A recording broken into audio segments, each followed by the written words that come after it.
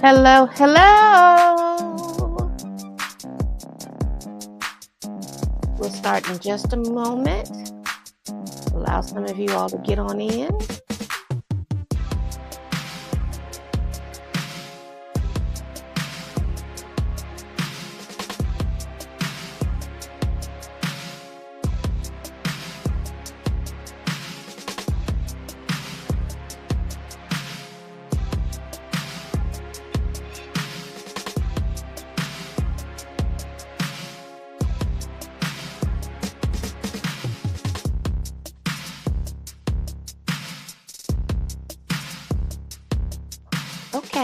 Okay.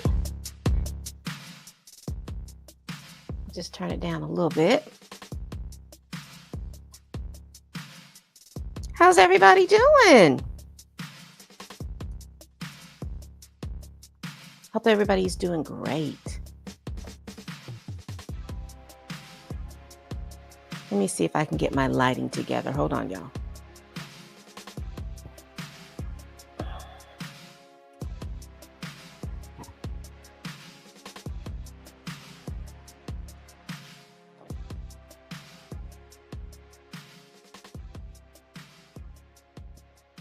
Okay, maybe that'll work. Let's turn this off or turn this down. All right. Good morning, good afternoon, or good evening. This is Pamela, and you are watching Pam Entertainment TV, where we review movies, television series, and incidents in pop culture to see how those incidents may or may not affect our daily lives. Listen, earlier this week, we talked about the ladies of Sinners. And we went over some information and things like that about the ladies of Sinners. Now, at this time, I've had an opportunity to re-see the movie. Uh, and I want to kind of go over the men of Sinners. Couple of things. Y'all, please hit that like button. I'd appreciate it. I really would appreciate if y'all hit that like button. And also subscribe. And once you subscribe, you'll be open to a lot of videos that I have done on movie reviews, on celebrity legal news, and all that stuff. Check out my video that I did yesterday in regards to Shannon Sharp and the things that regarding his case and text messages and things like that. All of those good things. Y'all check that out for me. Hey, Andre, how you doing today? I like the fact that you caught me early. Because you usually are catching me right almost as I'm leaving, but good deal. You got me right here in the beginning. So, what I want to do is I want to talk about the men of Sinners.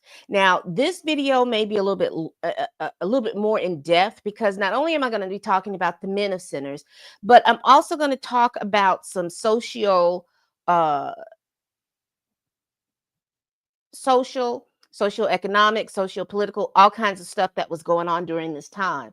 So we can kind of get an awareness of what's going on. And the reason why I decided to add that information is I was having a conversation with one of my Gen Z associates, and they were doing all of this talking about, well, I would have done this and I would have done that. And I don't understand why they did that. And then I realized, um, after having a longer conversation, because my first response was, hush, you don't know what you're talking about.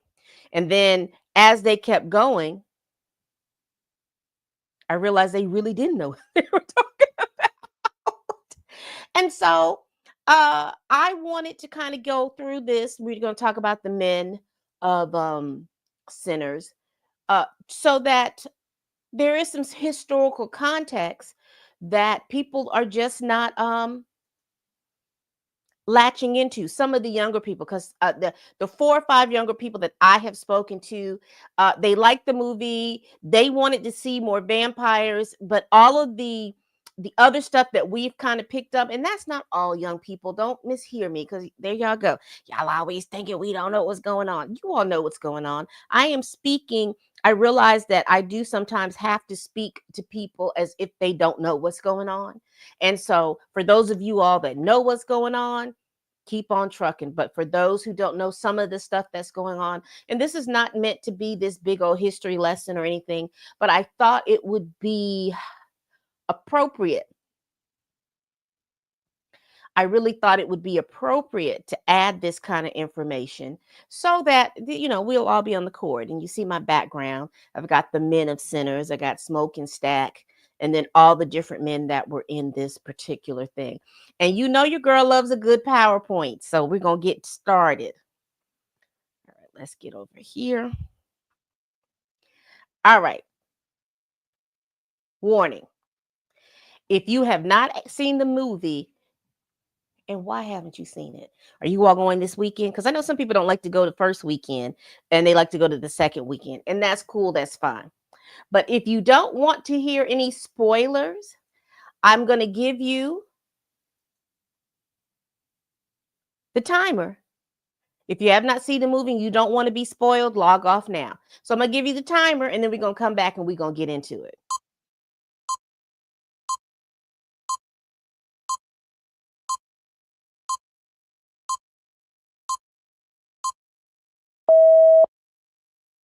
All right. You had enough time to get on out of here. I don't want to hear anybody say, "Oh, I didn't see the movie." I don't care. I don't care because I gave you enough time to get on out of here. All right. So let's talk, let's discuss. Let us discuss the men in sinners. And there are a lot of men in sinners. And and if I've forgotten somebody, y'all let me know. But I tried to go to get the posters of everyone that they had that they were considering to be a main character. I don't know why they didn't, because I guess maybe they were looking at people who had good speaking roles, but I don't know why they didn't put Preacher Boy's father up there, but no worries. I don't forget anybody. So first, let's go ahead and go real quickly about some of the historical implications and lessons that were going on in 1932. So this is when this took place. This took place over a one day in 1932, October of 1932. So let's go over here. So these are some of the historical impacts and pretty much in the center's timeline. Now you had the end of slavery, which was 1865. So that time period between 1865 and 1877 was considered to be the Reconstruction era. And during that era, they were trying to they were holding the South accountable for their traitor-ish, treasonous type ways. And so they were figuring out how they were going to punish them. And also they were also working with the fact that they had to then integrate former slaves into society. So they were working on that between 1865 and 1877. And then a president died, there was a re-election had, and after that re-election, what was his name? The election of Rutherford B. Hayes. And he was a Southern sympathizer.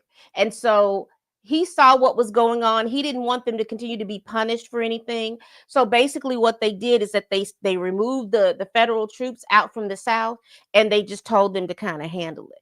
And then when they told them to kind of handle it,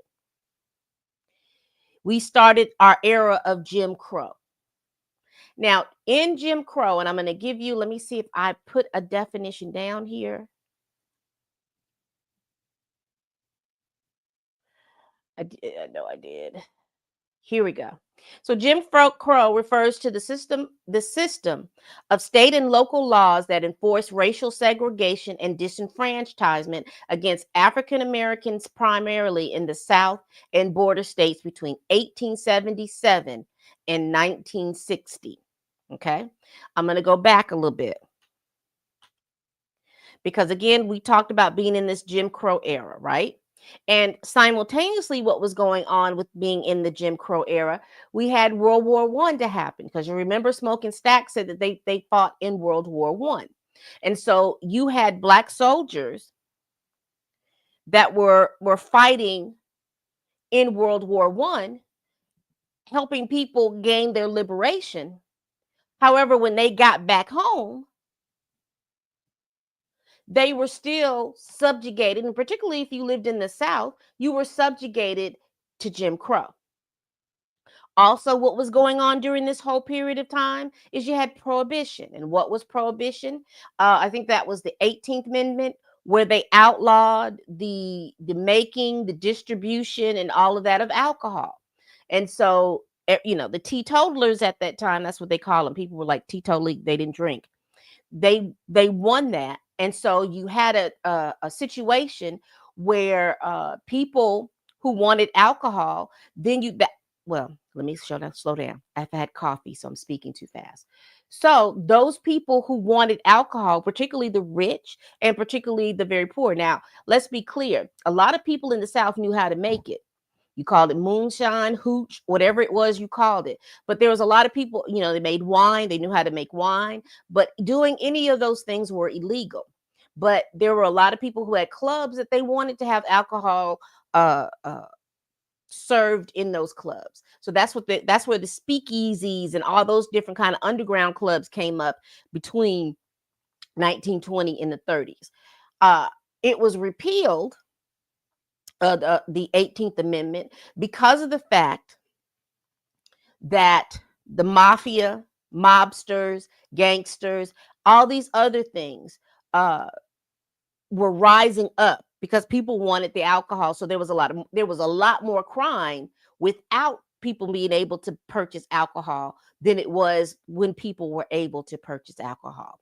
And can anybody in the comments, I don't know who was walking, let me try to make sure I figure it out. If you're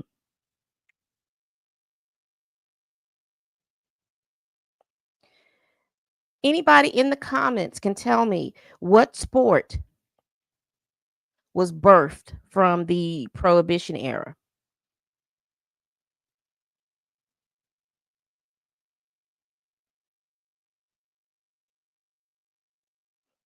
All right.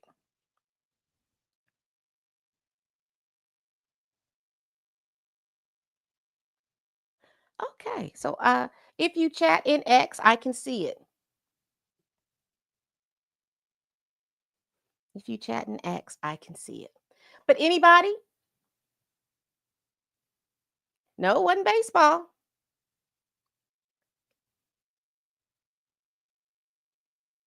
Everybody's saying baseball. But there's a particular sport that was birthed from the illegal distribution of alcohol.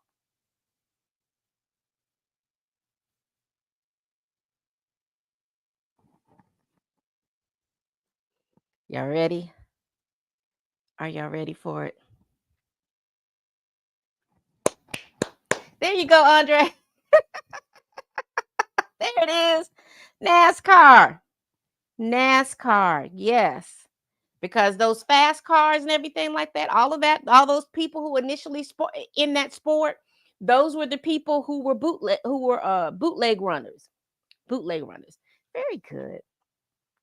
Again, I've got down here in 1992, right up in here, because this is when Sammy reunited with Stack and Mary back in 1992. And so, between that time, a lot of other stuff come. But I did want to let you know what was going on. So I need y'all to understand that you had these men who were operating under Jim Crow. World War II had just had happened, and Prohibition had happened. And finally, the last thing that people don't like to talk about, but it was present, was the Great Depression.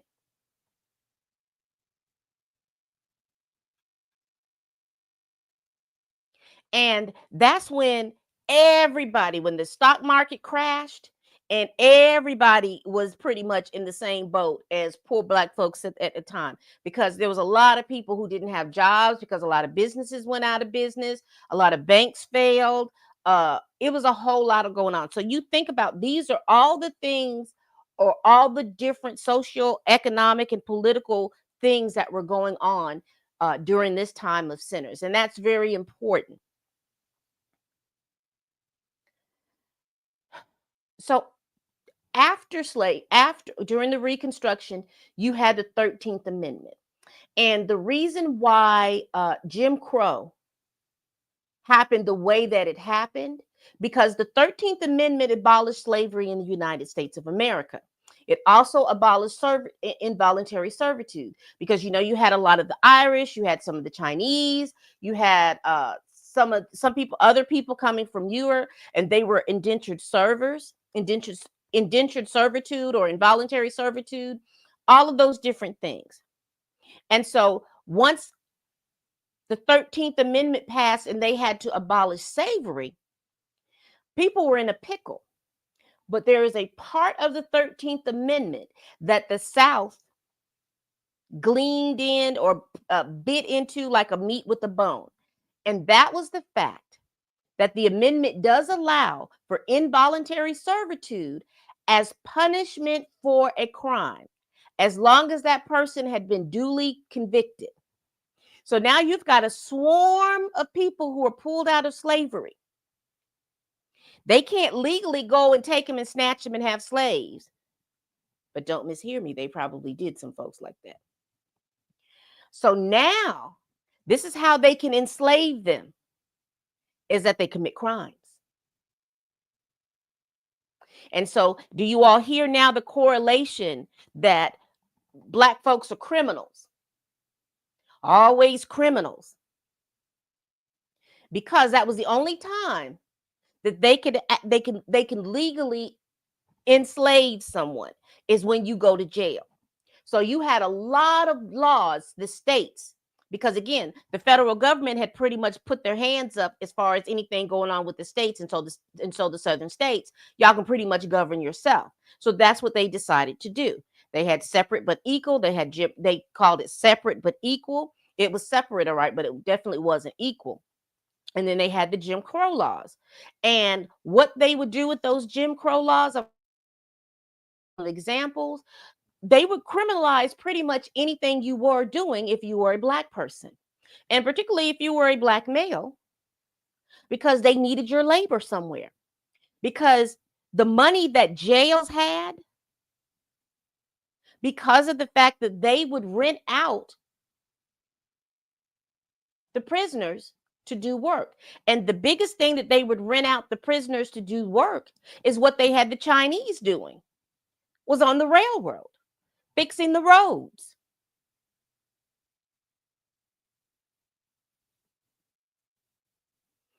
And so here are some examples of it.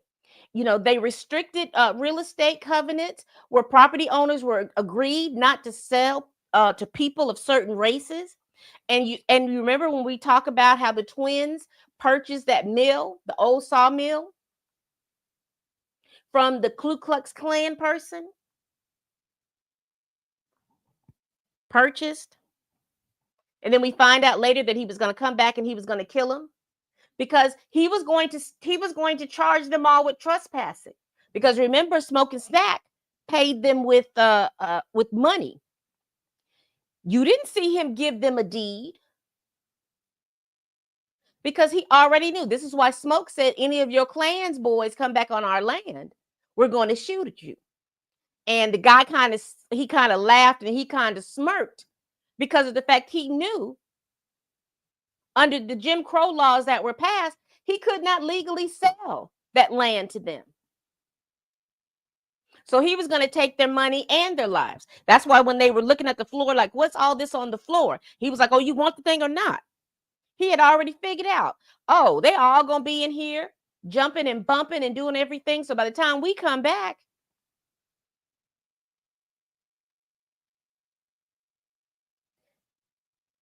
we're going to have our way with them. Because who's going to stop us? Intermarriage between white folks and Black individuals were prohibited. And I need for you to look at the fact about Mary and Stack, because there was a such thing as the one drop rule. If any one of your parents, grandparents, great grandparents were Black, you were considered to be Black. And so what was precarious for someone like Mary, whose grandfather was half black. So that meant, her mother probably had a lot of little melanin in her skin. She probably looked like a light-skinned black woman. Hence why Smoke and Stack could go and stay with her and she could raise them. She had Mary, and Mary visually looked like a white woman, but Mary was brought up and she was raised around black folk because she was black folk, but visually she looked white. And this is hence why she was in Arkansas instead of her being it's still in the town, because everybody who worked up and who was in that town that knew Mary, knew her mama, that she just buried her mama, they knew that her mother was half black or fourth black. And this is why she married a man from Arkansas, because nobody was going to check her. Nobody was going to check back at that time. You had separate facilities for white and black citizens. Hence, Bo Chow and them had two stores. They had stores for the white people, and then they had across the street stores for the black folks. And if you had towns that did not have two separate stores, you had two separate entrances. And more times than not, the black folks, you couldn't be, there was periods of time where you couldn't be in the store. So in other words, they allowed black folks to be in the store maybe 1 or 2 hours out of the day. Voting laws. In some of that period of time, black men had the right to vote. However, there were a lot of voting laws that were put in for Jim Crow. You had poll taxes. You had to pay extra money for you to be able to vote if you were a black person back in the day.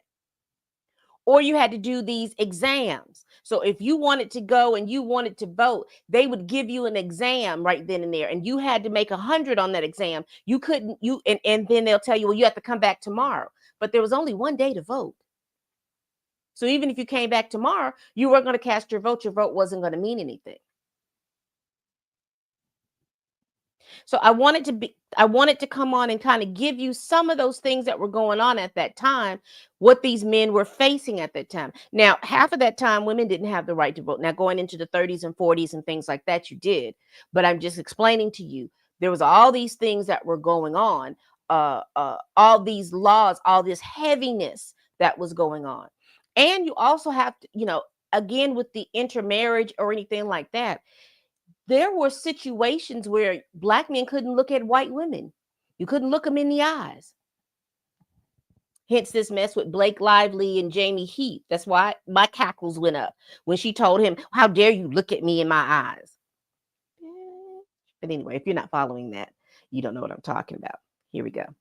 Who's the man that they were arguing with in the club? Was it the same man they later found dead? Or maybe I have the wrong movie, because I saw a movie with Ice. I don't know what you watch. I don't know what that was. I don't know exactly what you were watching. Go back and think about it again and tell me and come back. I don't know what that was. All right. So now we're going to get to talking about things, because we've got a little historical thing. Now we're going to get into the thing. And all of these events took place in one daggone day. Now, Mika G, shout out to Mika G, because we were talking about what did we think this movie was. And she said that she thought it was a Southern Gothic horror. I said, I put in there that it was a suspense thriller. And then I came back, I said, this is a Jim Crow drama. Because it's really a horror, but anyway, let's continue. Now, also, I want to tell you this little thing right here. This was on Spotify, the Sinners little movie site on Spotify, and they gave some background information and stuff like that in regards to what was going on in Sinners, or certain plot plots that we needed to be aware of in sinners.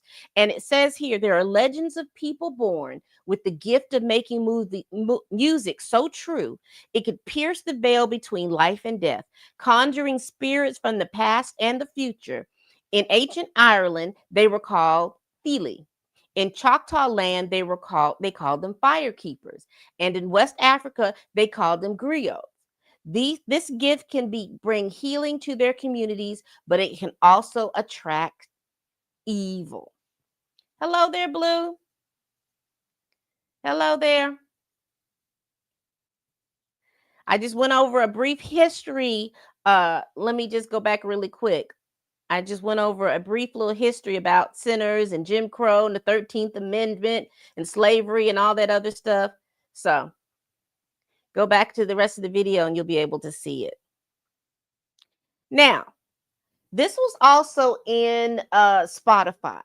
And this talks about, this was dated August 1st, 1911. So this is the time that Remick, the head vampire, this is when he arrived in the Americas. And they talked about this grisly discovery at Boston Harbor, immigrant shipwreck, no survivors. And it says here, early this morning, dock workers discovered the wreckage of the Celtic Hare, a ship that had arrived overnight carrying Irish immigrants. Upon boarding, they found blood-soaked decks, burned remnants, and a haunting silence. There were no survivors and no bodies to be found. Witnesses reported seeing strange flickering lights and hearing music from a distance the night prior as it approached, as if an Irish celebration had been taking place aboard the ship. But the festivities must have turned to horror. The ship's cabins were destroyed and scorched furniture lay scattered. Only signs of brutal violence and fire remained. As the workers approached, a local woman claimed to have seen a lone man fleeing from the scene, his skin reportedly smoking as he disappeared into the shadows. The cause of the wreck and the mysterious disappearance of all aboard is under investigation. You know your girl love a good PowerPoint. So this is how Remick got here. And listening to how they couldn't find any bodies, it's pretty much reminiscence of how that night ended. Because once it went into the daytime, so once he turned all the people in there, he probably told them to go above deck and watch the sunshine come up, and then they all burnt off. You all burnt up. So here we have in 1911 is when he shows up. And you can tell that he wreaked havoc all across this country. So he arrived in Boston, and he went up and down the coast, and he's wreaking havoc. Now, here's one of them that I found interesting. Now, this is from the Clarksdale Herald. It says here, bank robbery rocks Clarksdale as two masked criminals are on the loose. And so for me, it's like Stack and Smoke robbed the doggone bank and head to Chicago. And please forgive my misspelling of Chicago right here. I was typing real fast. It says, in a violent midday heist, Clarksdale's First National Bank became the latest victim in a string of robberies haunting the town. Two masked men, both black, stormed the bank. One took charge with smooth, calculated commands, while the other used violent force to control the room. So you had Stack with the commands, and you had Smoke dealing the smoke. There was a moment when I thought I was seeing double, and said Comfort Jones, a teller. The two men, they looked so alike, almost like they could have been twins. But then one grabbed me by the arm and yanked me across the room. It was all a blur after that.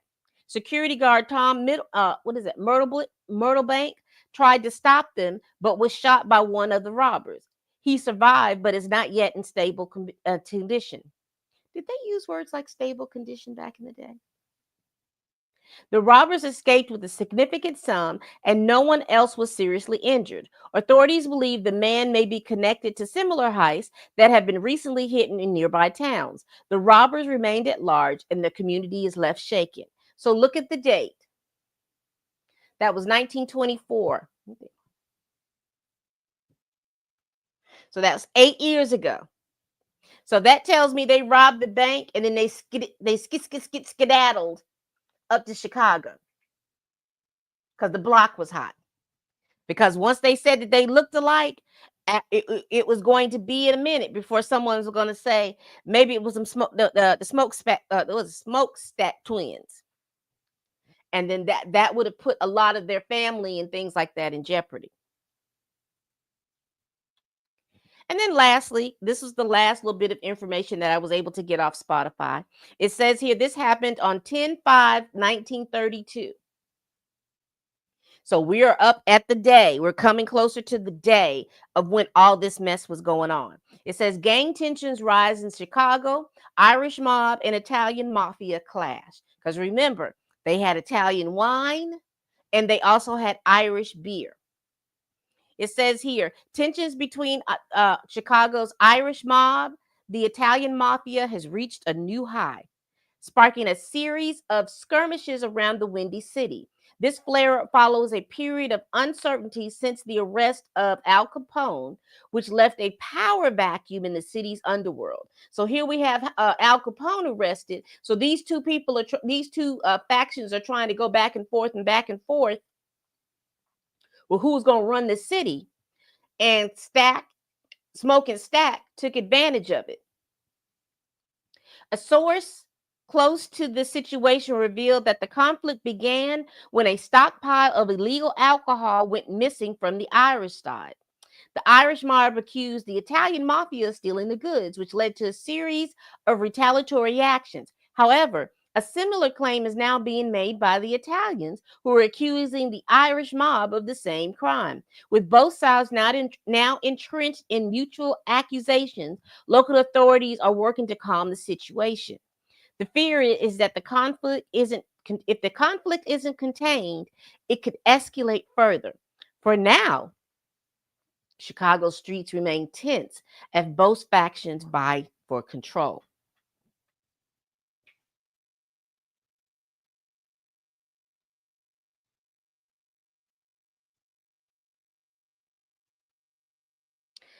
Oh, that was the man that Smoke and Stack drug outside was the man that there was gambling going on inside. And another one of the patrons got cut by this guy. And so Smoke and Stack fought the man, and then I think Smoke killed the man, and then they drug his body out. Now they told the guy that got cut to go get help. I think they told him to go to Bo or something like that to go get help. But he was outside. In actuality, that particular guy, if you remember, he was the guy that was banging on the door, talking about let me in, let me in. And then when Cornbread was turned, Cornbread went over there and turned him. So that was that particular guy. So let's continue. So here we do, Lord. I don't know if you can see that. Let me see if I can get an image up. All right, here we do. Here.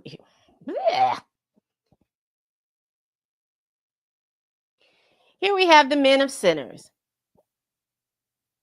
Now, these are all the men that we're going to be talking about. Again, I'm adding one more because I think it's important that we talk about. I think it's important that we talk about Preacher Boy's father. Now, let's get into this. Now, let's see. Let me see. Is it not working? Why are we?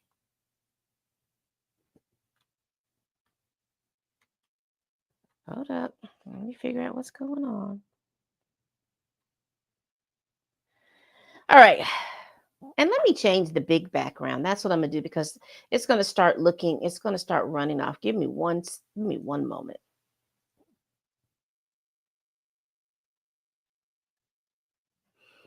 Here we go. So here we have, this is Bert, and Bert was the son of the KKK person. I guess he's the son of the guy that uh sold the mill to Smoke and Stack. He was the first person turned. His uncle is the Grand Wizard of the KKK. Uh, his racism and his believing that he was the master is what got him bit. And he was the one that helped turn some of the Jick Joint Patriots. So when all those people ran outside, he was one of the vampires that was turning them. And then we have here, this is Saul Williams. He played Jedediah.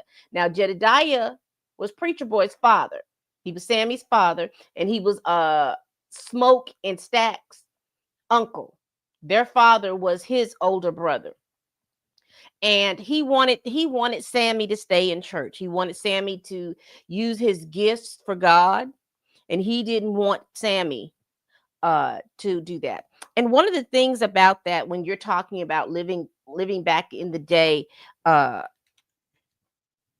being in the church seemed comforting, but also there was a lot of things. We get a lot of our respectability politics, Black folks, from that particular time in church, because it was a situation where you felt like if you wore your hair a certain way, if you spoke and didn't raise your voice, if you wore certain types of clothes, if you said yes sir or no sir,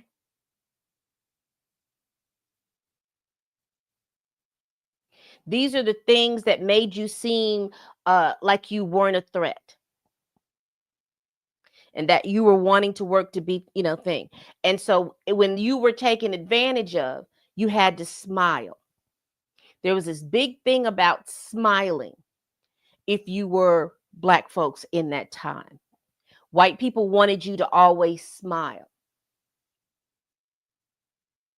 Yes, sir, boss. Yes, sir. And anything they asked you, you needed to have a very pleasant voice around that. But when you're in church, there was a there was a respect for church. Now, you couldn't go to their church, but there was a respect that you respected God and you respected church.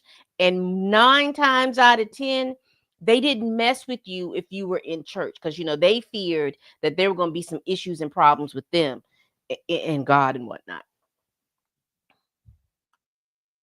So here we have Delta Slim. Elder Statesman, great bluesman. You didn't. You didn't. But they had to smile through it. And I don't know if any of you all have ever heard this phrase, I don't trust somebody who smiles all the time.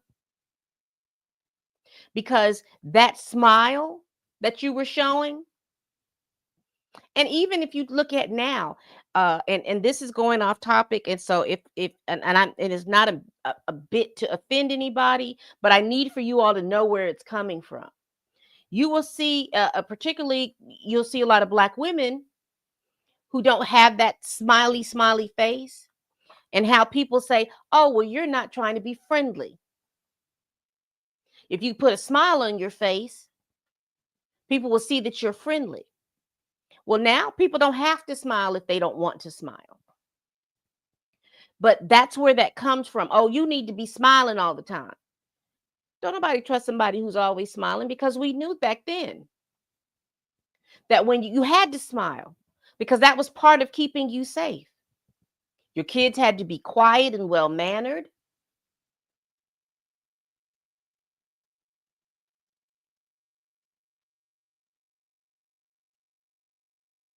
This is why your mama took you around the corner and beat your butt. This is why your mama would take you by the ear and squeeze it, and she would smile. And then when you got home, you got your butt tore up. These are all these types of things. When you talk about, I'm using the word trauma, my psychologist or anything like that, y'all please tell me if there's another word that I can use. These are these things that are passed down. This is why a lot of people, when you talk about beating your children, That is something that's that kind of trauma that was passed down through slavery. That's the kind of trauma that was passed down through Jim Crow.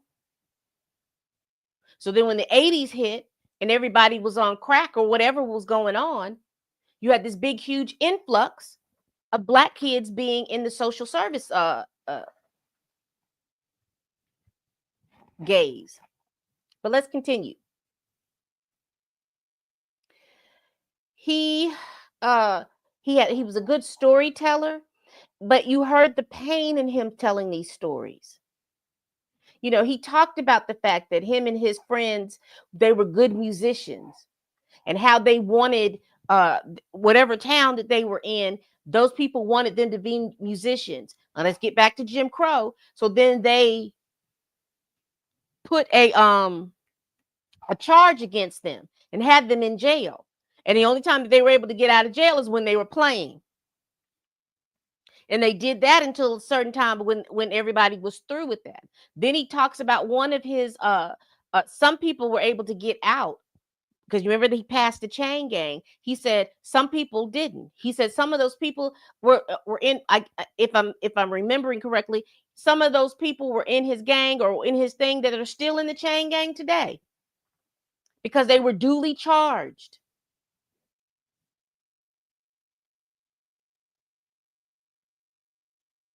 People were being put in jail for the most minor offenses, but they stayed in there 5 or 6 years.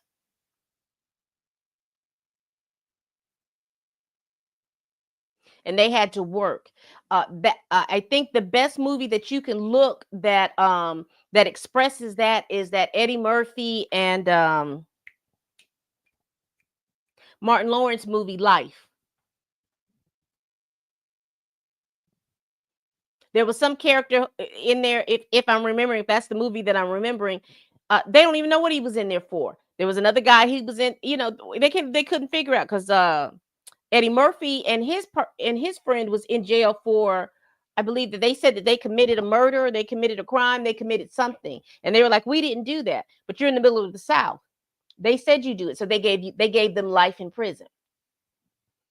And so he talked about that. He also talked about, and one of the things that people don't like to talk about, and this is one of the things that the 1965 Voting Act and everything like that, Civil Rights Act, it cut down or demolished the Jim Crow laws because he talked about a friend who was lynched. And people don't understand the devious, diabolical, evil thing of that. And he said they took his manhood. And so basically what they did is they cut it off because people will go to lynchings like there was a party. Kids would be there. And those people that were there, they would get souvenirs. And usually souvenirs were pieces of flesh. And they lynched this man because this man did what? He flashed his money. See, when I was coming up, you weren't supposed to let anybody know that you had money on you. But now I see like a lot of these rap videos and everybody's got these wads and wads of cash and all this other stuff. And people are dumbfounded why they're getting robbed.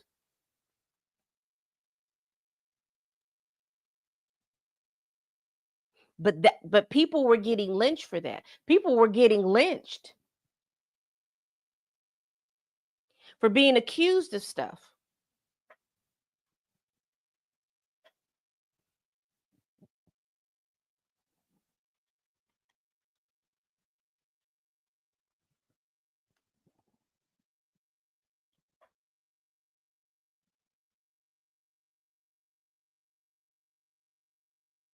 So around where my parents are from, my parents are from South Georgia. There was a lady, Mary Turner, and her husband who were lynched,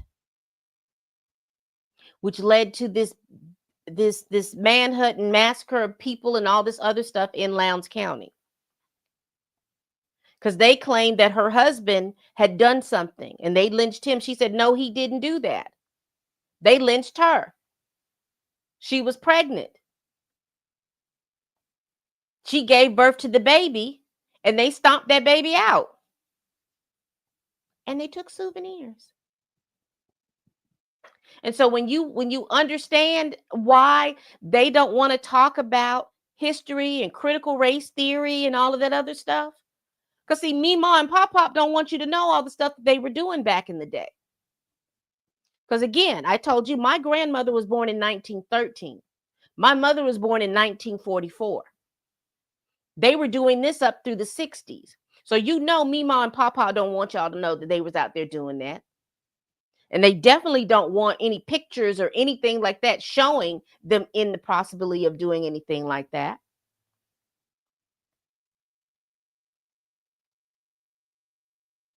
I don't know if you all remember a couple of years ago, maybe not a couple of years ago, but maybe a few, there was this picture floating around of, you remember when the young people were desegregating the schools and they would go to desegregate school, and there was this picture running around of this young man who was screaming and hollering and fussing and in people's faces and stuff like that because they didn't want those black kids in their school. Whose face was that?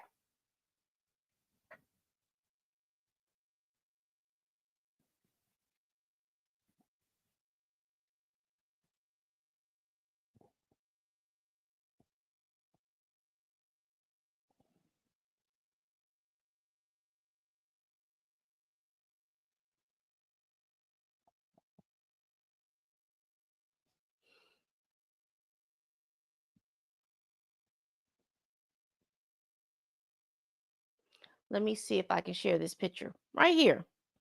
Let me see if y'all see it. Yeah. This picture right here. Do y'all remember when this picture was shown? And they highlight this person because these people were integrating schools. Y'all see that picture?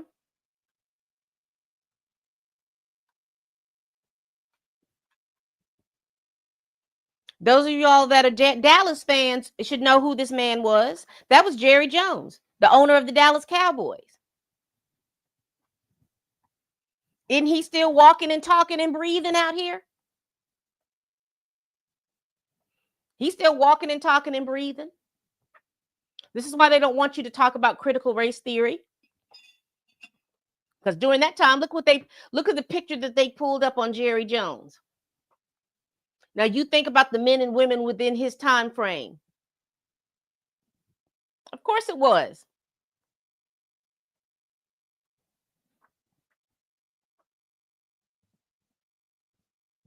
But anyway, but those are the stories about lynching and chain gang. He was a little comic relief because again, when the vampires came in and he was like, "Y'all gonna go?" He I think I shat myself.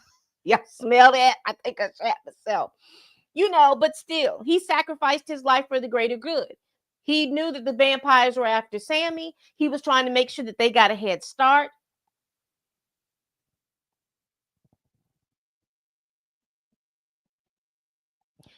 These are and you look at him and he's older, so you can definitely believe that he was born because I'm putting Smoke and Stack in their 30s. I'm thinking Smoke and Stack during this time are in their mid to late 30s. I'm thinking Mary is a little younger.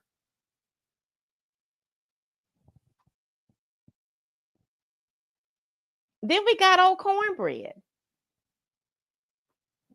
Now the problem with Cornbread is that he should have figured out how to. He should. Why did it take you so long to pull that bladder? Did he have to? Did he have to do number two?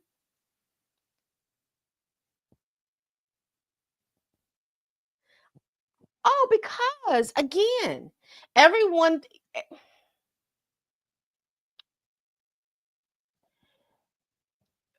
A lot of that has to do with some folks that look like us believe that just because we have the ability to be in the same room, to sit down, drink lemonade, and talk to them, and even possibly go to a restaurant and eat with them, they have this seemingly idea this person can't be racist. This person couldn't be prejudiced. Because, see, I'm here. What was the name of that movie that talked about okay. What was the name of that movie? Well, that means Stack was nasty. But anyway, let me finish. What was the name of that movie that dealt with it was like the Muhammad Ali fight? Muhammad Ali fought. It was like one night. Was it one night in Vegas? One night in something? I remember Regina King was the director. Does anybody remember that story? That movie? And you had Jim, it was supposed to be like Jim Brown, Otis Redding, Muhammad Ali.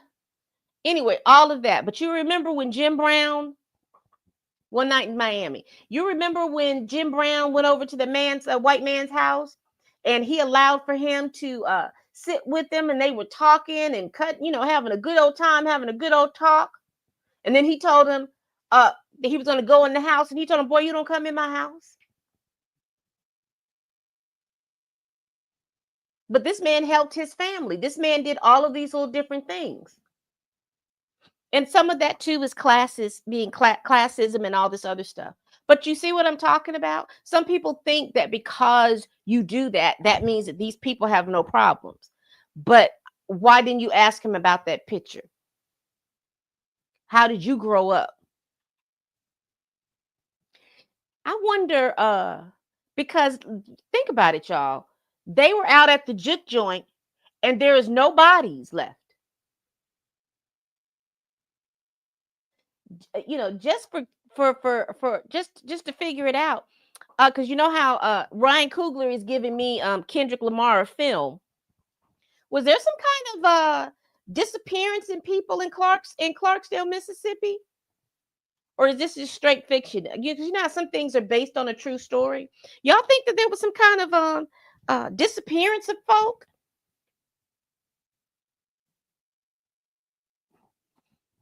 Because he didn't come home. And he had the best, we all family. We's out here trying to be kind to one another. Old cornbread. Not a big character, but a character enough to know that him leaving that door and then him letting Mary in. And a lot of that had to do with because of the fact that they didn't want to run afoul of this of Smoking Stack. Because when she came back and asked to go in, he should have known something wasn't right. But he didn't want to have to deal with that. He didn't want to run afoul of them. He didn't have to deal with that. So he let her in and all hell broke loose. And if you watch my Let's Talk the Women of Sinners, we talked about what I felt about Mary and her recklessness and all this other stuff. Here we got Bo Chow, old friend of Smoking Stack, befriended them. He owned the 2 grocery stores. He loved his family. He assisted Smoking Stack with the juke joint. But one of the things that I thought, and this was between him and with his wife Grace, they were fine as long as they were getting paid. But once stuff went down, they was getting ready to go. And that was his that's what messed him up. Because she sent him out there to get the car. I don't know where the car was. Because the same thing with the cornbread. I don't know how far y'all had to go to use the bathroom. How far was his car? Because when the other patrons left the place, how far did you park? Well, I know that y'all had to unload supplies. Where was that truck? Because clearly that would have been a truck that had been on the side of the juke joint, if you ask me. But yes, he gone. So here we have Smoke. Now I've seen all these little think pieces and all this other stuff. Uh, uh, uh, which brother did you like? They were asking a lot of women, which brother did you want to think? And yes, hit that like button. Get those likes up. I appreciate it. I appreciate it. And if you're on Twitter, make sure you hit that heart. And whatever it is y'all do over there on Twitch, do it. I appreciate it. And if you're on Twitter, come on over and watch it and hit both of them. And then open it up, hit it, and then go on back over there to Twitter if that's where you like to listen to it. Doesn't matter to me, but just hit it. Now between Smoke and Stack, because I believe he was Elijah and Stack was Elias. He was the older twin. He's the World War One veteran. Both of them are World War One veterans. He was the quiet and he was serious about his business. He didn't want no smoke. Nobody want no smoke with him. He comes from a lot of trauma. And you can see that with the tremoring in his hands. How his hands always trembled all the time. Because someone made the point that you notice that Smoke never rolled his own cigarettes. That was always Stack that rolled Smoke cigarettes. Hence why he asked the Ku Klux Klan member that he had shot, do you have a cigarette? Because when he was trying to roll the cigarette, the tremors in his hand wasn't going to let him do that. However, he was a crack shot.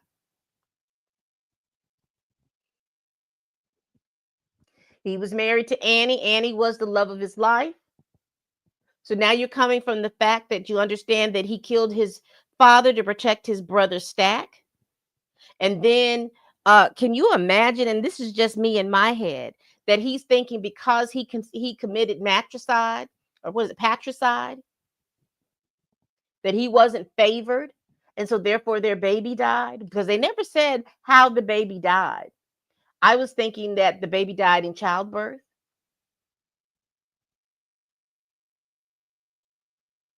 He loves his brother. He loves Annie, because Annie said, your body ain't forgot me.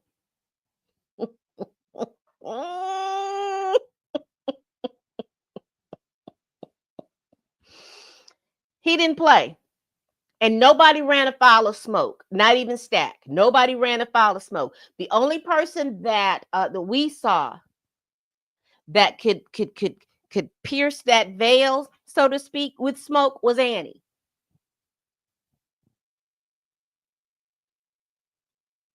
And watching this again, you remember that part when he was talking? You said cornbread was your favorite. Y'all's gotta be kind to one another.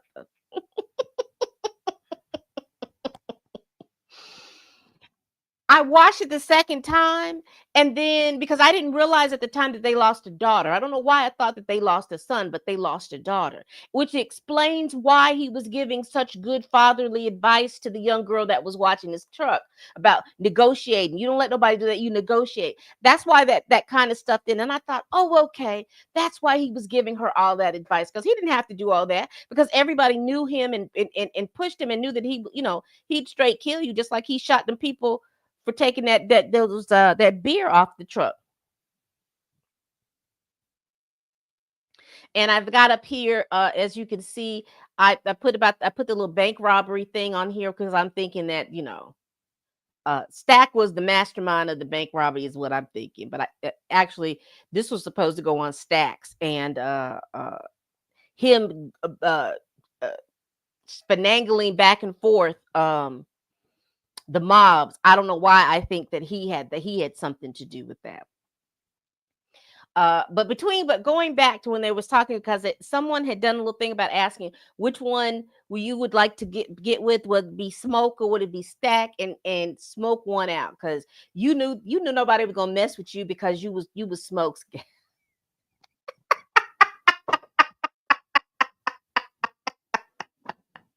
You knew nobody was gonna be bothering you because you was Smoke's child.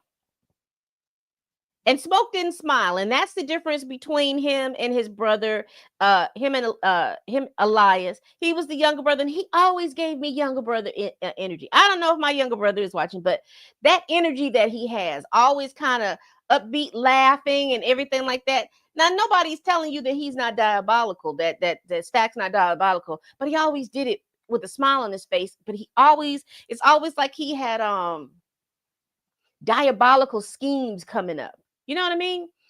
Uh, he relied on the protection of his brother, and he was scared of his brother. He was also scared that his brother probably, if Stack had moved wrong in Stack, in my opinion, in Stack's mind, he probably thought his brother would have been and took him out.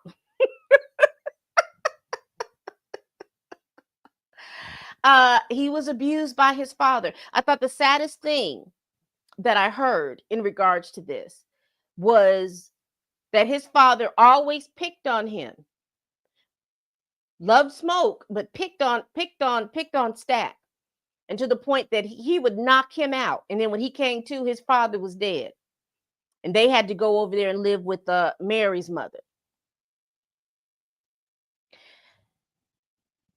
He was diabolical, and you see his interaction between Mary and him at that depot.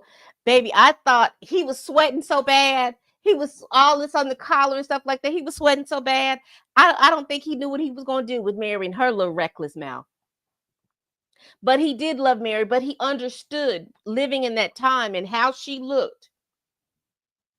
They weren't going to make it, because they could have gone, as long as they stayed in Clarksdale. And he doesn't seem like a man that likes to stay in one place at one time. Can you imagine him and Mary married, and then they go from Clarksdale to Allendale, and someone sees him with Mary, and their first assumption would have thought that she was a white gal. They would have strung him up before she could be able to tell him, no, she black.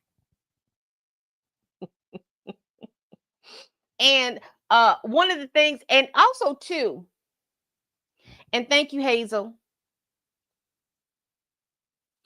I don't know. I just think maybe because they parked that truck out there in the woods and stuff like that, I think that's why the snake got in there. Because, again, they came from Chicago, and 9 times out of 10, they packed that truck up, and there's probably a rat or something in there, and that snake went in there to get the food. However, I'm glad you brought that up, because even when you look at between the differences between Smoke and Elias, you saw how Smoke wasn't necessarily just going to kill. So he gave the gun to Smoke. He gave the knife to Smoke, because he would reach for the knife, but he would give it to him because he knew that he was going to follow through. Stack didn't always give me the impression that he was always going to follow through. And I think that snake bit was kind of foreshadowing when they were in the juke joint, and everybody was trying to turn people, and him and Mary's plan was to turn Annie and to turn Smoke. And seeing the outcome of what happened, he was never really looked like, even in death, he was ever really going to follow through with some of that stuff. He wasn't going to follow through because he could never really kind of follow through with the kill stuff. Now Mary could, but you remember how he didn't. But also the mojo bag that Annie gave Smoke was keeping him alive as well, or keeping Stack from biting on Smoke. And let's talk about Sammy.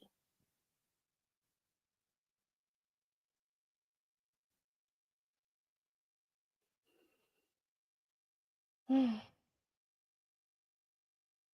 again, I put on here this little bit. So he had the gift of music so true.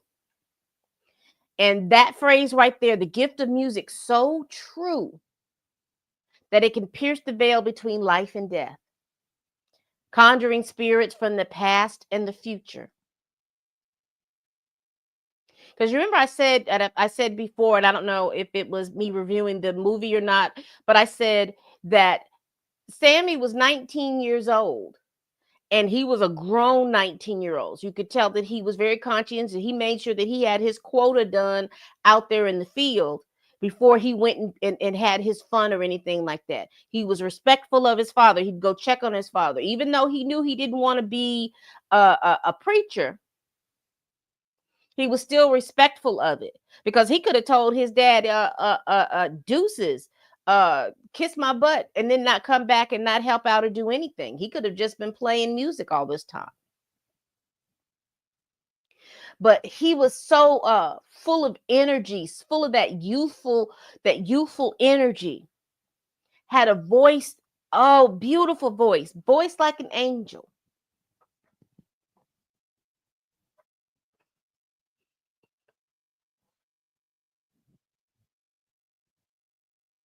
He gave me all the feels.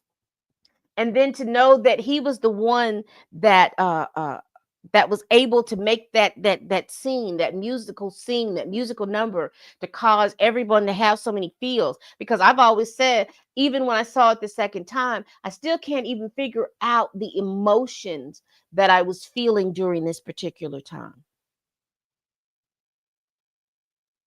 But we see that Sammy was the person that everyone had. He had to make it to the next thing. You know how they say our children are our future. He was the hope. He was the future. He had the gift.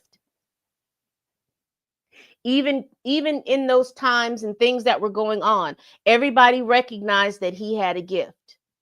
Now everybody wanted that gift for whatever reasons. His father wanted him to use that gift to praise the Lord. Smoke and Stack wanted him to use that gift to bring in customers for the juke joint, and Rick wanted that gift because he wanted to be able to play,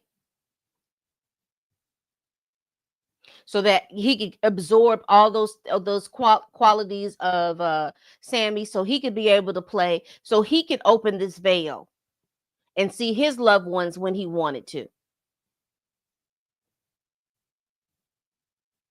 So everybody knew it was very important that Sammy make it out of there.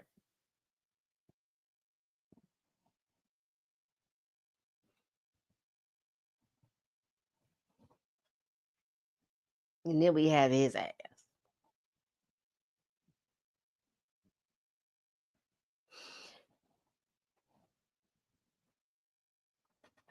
One of the things about him, and as a character, as an actor, I appreciate him because he gave me the ick. He made me feel some kind of way. But I've heard a lot of think pieces about how or what he represented. And the best way that I can explain to you all what he represented, in my opinion, he represented assimilation. He represented melting pot, and particularly as America, the melting pot. He wasn't racist, because everybody's like, well, he wasn't racist. He wanted everybody to get along and get together. Yes, because that's what the melting pot says. Any and all talents that you have, he's going to absorb them and then assimilate it through the group.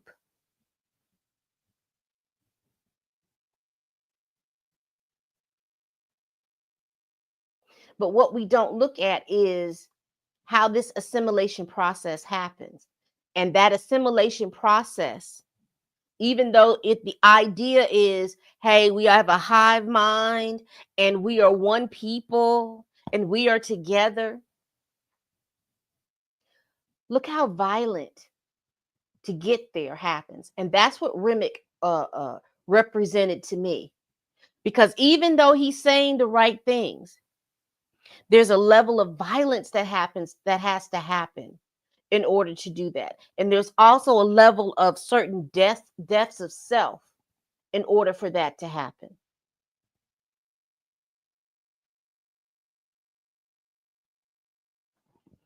And to me, that's what he represented to me. So I think he is the last one of the men. I want to make sure I got everybody and talked about them. Smoke, Stack, and Delta Slim to me represented the past. Sammy represented the future. He represented assimilation to me. That's pretty much the best that I can get. So we've gone over the men of sinners, and I had this up here because it was just to kind of give a visual of the men and the women that were attached. And then we have the men.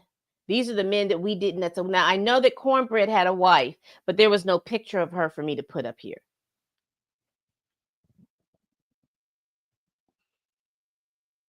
All right. So there's some other things that I want to go over. And one of the things is that everybody talks about stories, what we want. So I was always looking at the fact that I don't need a sequel, because I think the sequel was that Sammy made it.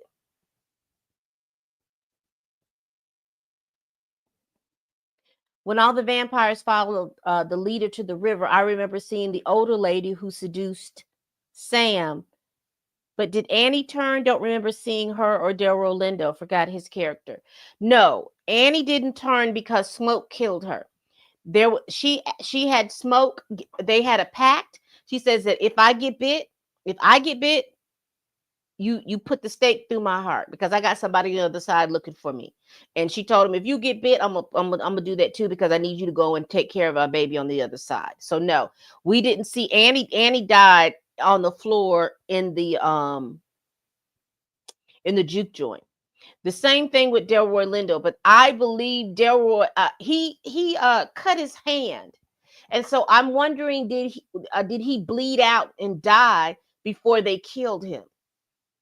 I'm not really sure, but I don't remember seeing him. But even if he turned, he would have been outside somewhere, because Perline, let me go back. Because Perline, she turned and I saw her outside. Again, I didn't remember seeing Delroy, but I assumed they burnt up, because she stabbed him in the heart. So he went on to glory. And these people just burnt up, from what my understanding was. A lot of these people burnt up. But here are my things, and we're almost through, y'all, because I've been on here for over an hour. Didn't mean for that to happen. I would love a prequel about Smoke and Stack's father. Now, here, listen to my story. See, I believe he had the gift similar to Sammy, where Sammy's musical talent pierced the veil between the past, present, and future. I believe that Smoke and Stack's father's gifts is that he saw the future. And I believe he saw Stack attacking Smoke and Annie. He didn't understand what was going on, but I believe he saw that. And I think that the father was filled with so much fear and anger that he abused Stack and tried to kill him to prevent Stack from trying to attack or possibly kill Smoke. And I think that his vision only went to that particular day. That one day that Sammy said that one day in Mississippi, in Clarksdale, when all of this happened. I think his visions led to that day. And I believe that he may have I believe that he may have thought that Mary or that I just believe that he had that kind of vision. He had that kind of foreshot, and I believe he saw Stack attacking Smoke, and I believe that he was very fearful, and that's why he was mean and angry. He may have been mean and angry for a whole bunch of other things, but I think that he had those musical talents, because you realize that guitar, we find out, it belonged to Smoke and Stack's family. So that's a prequel story that I would like to see, is if their father had the gift, the musical talent and the gift, but he gave it up because he was seeing too many visions in the future, and he was probably drinking. And I would love to know what turned Sammy's father to be a preacher. That's interesting to me. Uh, the next prequel, I still want to see the Native American vampire hunters. It'd be a great story, and it would be in the line of, you remember the Abraham Lincoln, the vampire slayer. I definitely would love a good quality story about the Native Americans and them going through and ridding the country of uh vampires, monsters. Bigfoot could be thrown up in there, but it could be tastefully done. All the animals and things like that are quote unquote mythical. People talk about it, but it's mythical because everything mythical and all this other stuff, there's like a kernel of truth. That would be such a great story, and they can keep that literally in an action adventure, almost like Predator style too. They could keep that in there. I don't, like I said, I really don't need a sequel. I think the mid-credit scene gave me a plausible ending to this franchise. I really don't care to see what happens to Mary and Stack, simply because once Sammy dies back in 92, so let's say he dies in 93, see, Stack and Mary are going to turn into a version of Remick. They're going to try, because now there's nobody connecting them to the past anymore because Sammy is dead. And they're going to try their hardest to create their own family because everything that they love is dead. And I don't want to see that. That's nothing that I want to see. I like the romanticism of it all. That, Smoke pretty much said, you keep an eye on Sammy and make sure that nobody bothers him or messes with him or anything like that. I'm okay with that. Oh, wonderful, wonderful. Yeah, because you can get kind of some kind of idea of why they were acting and what they were doing within the story. And like I said, some of this I was just telling the story. So, as with the women, I had the behind the scenes, and I thank the people behind the scenes. So let's behind the scenes, you have Ludwig Göransson.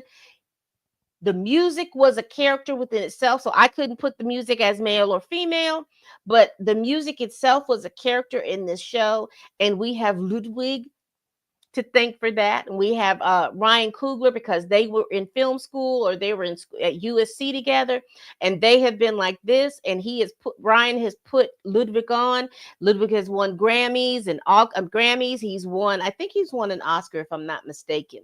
But the music score or anything like that, you have to thank these two gentlemen. Exactly. I don't want to see vampire. I don't want to see none of that. I don't need to see. I don't need to see any of that. I think coming into 1992 with Sammy is good enough to me. Well, it is good. It is going to be good. Now, I wanted to do here, because uh once I finished the Women of Sinners, I forgot that Zinzi Kugler. So I was thanking her husband. I wanted to make sure that she was thought here, because I should have put her in the behind the scenes, the women. Shout out to her. And I apologize from the depths of my soul, because you charge it to my heart, my head, not my heart. Because had she not purchased whatever this Final Cut, Final Pro, whatever this little program was to help him into film school, we wouldn't have none of this. None of this. We wouldn't have had Ryan with Fruitvale Station. We wouldn't have had him in the Black Panther and Two Funerals and a Child, even though that's not one of my favorite Ryan Coogler movies, but still. We wouldn't have the Creed franchise.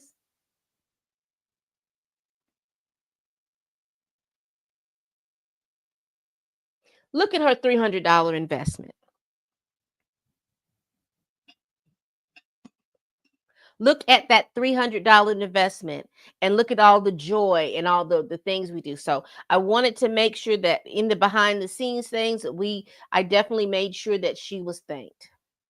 And here we have the cast looking all good, greased up and everything like that. I think there's just like a couple of people missing. Like I don't see Bo. I don't see the guy that played her husband. And I don't see the people who played the two KKK members. But I think that, yeah, this is the last one. Love Creed. Love Creed. I rewatched that several times. Thank y'all so much for rocking with me. Thank y'all so much for helping me go over the men and the women of sinners. I have one more thing because of the fact that I did a kind of gave y'all a little brief historical reference. I am going to then go back through Sinners again because I think there's some other information about that. So I think I have one more video. One more thing. It won't be live. It'll probably be a 10 or 15-minute video because, like I said, it's just pulling some information in regards to the plots or anything like that. All right, people, we do this every week. Please like, comment, and subscribe. Please share this video if you care. Thank you so much, Andre. You know, every now and then I try. And here's where you can follow me. All my different socials. I will tell you, I'm not as active on Instagram, but I am more active on X. I'm not as much active. I just take my videos and put them on Facebook, but mostly it's YouTube. It is X.